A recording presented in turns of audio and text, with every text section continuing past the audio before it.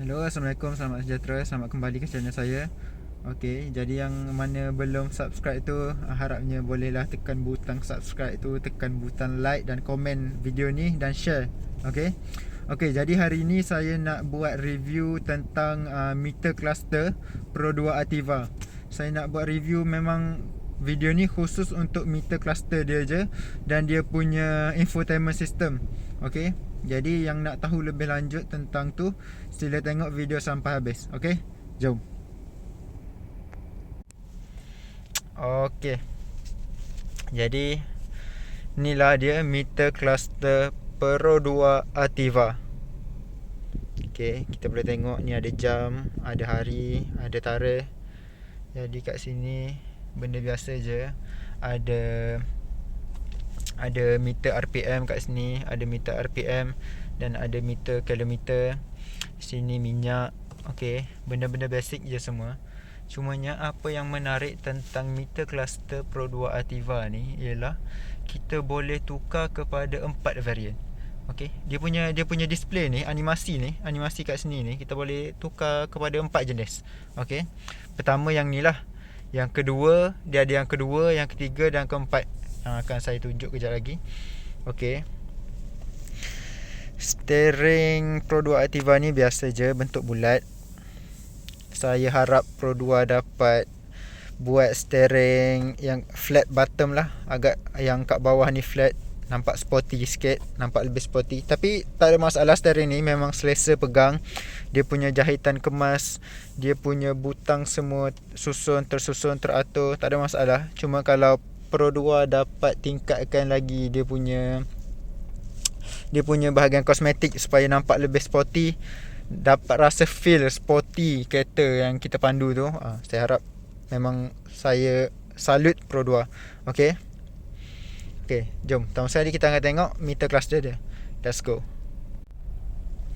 Okey, sekarang ni kalau kita tengok dekat meter cluster dia ni, sekarang ni tertera jam. Okey. Sekarang ni dia punya meter cluster memang kalau dari kilang memang macam ni. Dia punya display. Okey. So sekarang kita nak tengok apa yang kita boleh setting dekat meter cluster ni. Kita boleh setting kat situ je. Kat sini memang semua kawalan kepada meter cluster ni dan juga sebahagian daripada kenderaan ni, kereta ni Ativa ni memang ada kat sini. Okey. So saya akan tunjuk macam mana kita nak tukar meter cluster ni. Sebab saya cerita tadi ada 4 jenis kan. Okey, jom kita tengok satu-satu macam mana. So kita tukar.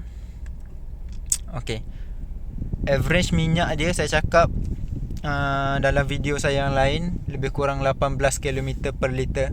Okey, ni dia cakap average 8.5 km per liter je. Macam mana boleh jadi macam tu? Okey, kereta ni saya dah bawa lenjan tadi. Saya buat video review tentang saya lenjan kereta ni. Saya buat cornering. Sebab itulah teruk sikit ni. Dia punya minyak 8.5 km per liter. Saya tekan punya, saya nak test top speed, saya nak test dia punya pick up apa semua. Okay, so kalau tekan lebih tu, maknanya minyak pun makan lebih lah. Tapi memang puas hati, kalau tekan kereta ni memang pergi, tak ada masalah. Kalau kereta lain, kalau tekan dia, enjin dia bunyi kuat dulu baru pergi, kereta tak ke mana lagi. Kalau kereta ni Ativa ni, sebabkan dia 1.0, memang 1.0, tapi 1.0 turbo, jadinya kalau tekan tu, power delivery dia memang ada. Tekan pergi. Okay. Okay, kita tak nak cakap lebih pasal tu.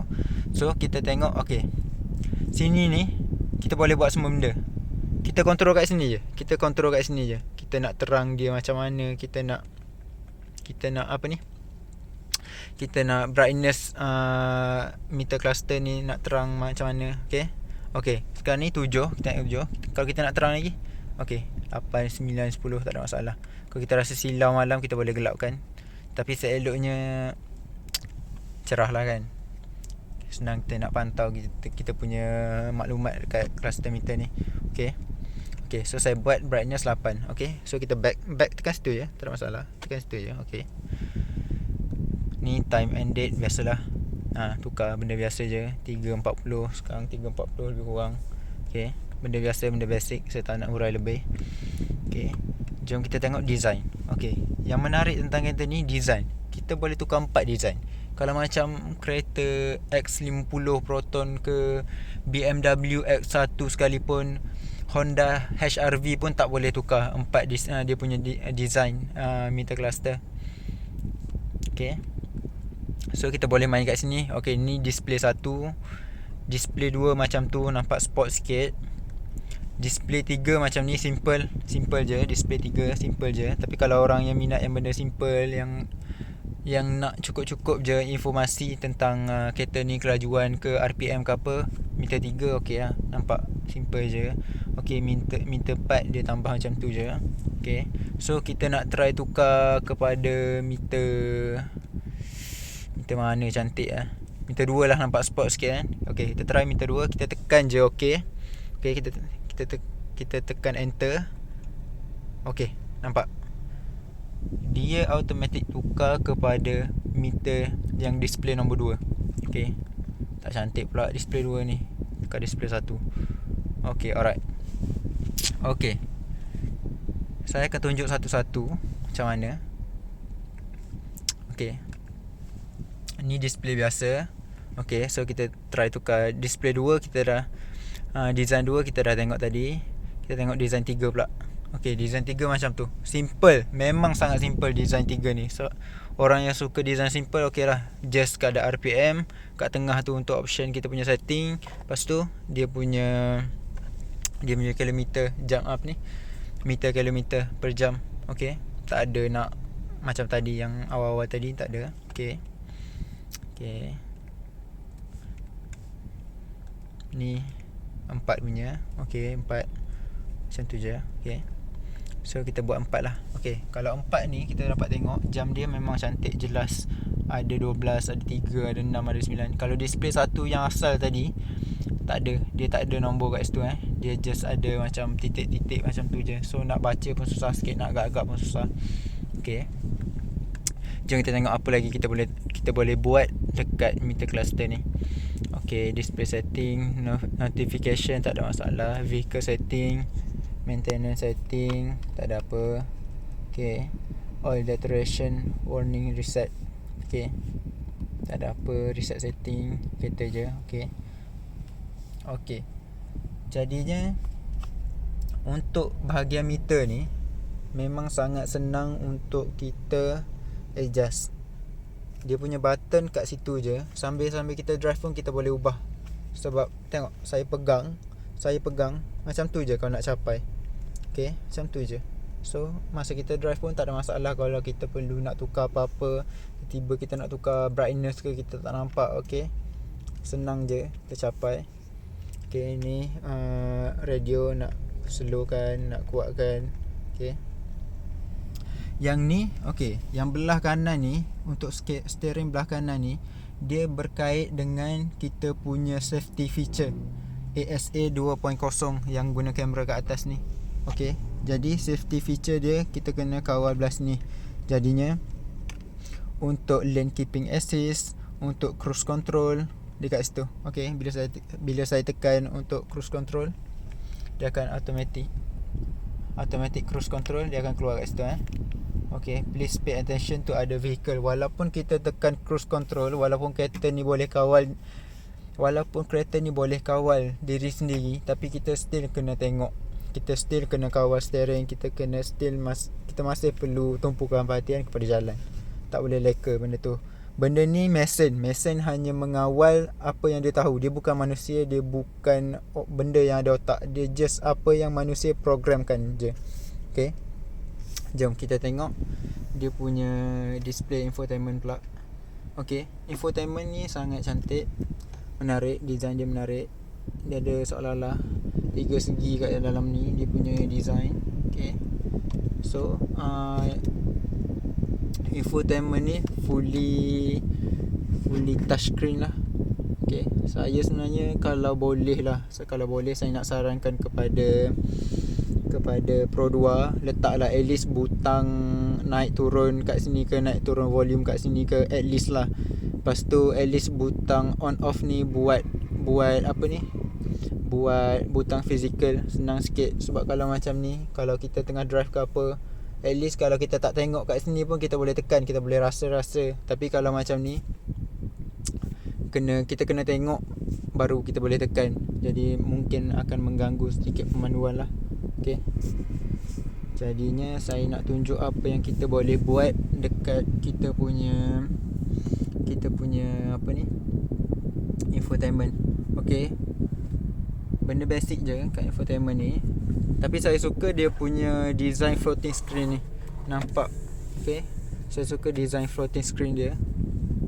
Jadi sini untuk home button, radio, USB. Kalau kita nak masukkan lagu dalam playlist kita, dalam pendrive ke apa, kita boleh cucuk kat situ. Kita boleh cucuk kat situ ya. Buka je, buka. Okay. Lepas tu home lagi. Okay. Radio yang saya cerita tadi, USB. Lepas tu Bluetooth kalau kita nak connect dengan phone kita. Okay. Lepas tu ni jam kita, setting jam kita. Tak ada apa, benda biasa je. Okay. Jadinya apa lagi? Okay. Ni kalau kita macam malam-malam kita silau, kalau tutup biasa dia akan keluar jam. Okay, kalau tekan ni dia memang akan gelap, dia memang akan mati. Kalau ada radio ke apa tak jadi masalah, sebab kita hanya gelapkan dia punya paparan je. Okay.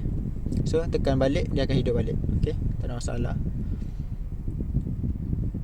Ni setting kita lah. Kalau dalam setting ni semua ada untuk kita punya bunyi, display, nak cerah, nak gelap, nak cerah, nak gelap. Okay. Lepas tu bahasa, kita nak set bahasa Malaysia ke bahasa Inggeris. Okay. Masa yang akan display, clock display. Okay. Yang ni menarik. Macam meter cluster tadi ada 4 design. Yang ni pun ada 4 design juga. Kita sama ada nak pilih yang asalnya, yang tadi yang kita tengok tadi, yang ni. Okay, yang ni. So kita boleh pilih yang ni, pilih yang ni, pilih yang ni. Kalau nak simple, kita pilih yang ni. Okay. Nampak? Okay. Nampak classy, simple. Just ada informasi tentang jam yang kita nak. Okay. Semua hari ada, tarikh ada, semua ada. Okay. Jom tengok lagi apa yang ada dekat home ni. Okay. Off screen tadi tengok dah. Setting kita tengok dah tadi. Ada jam, ada tu. Okay, sistem. Okay. Okay. Ni kamera Yang ni kamera. Kalau kita nak, ni kalau kita jalan pun kita boleh on.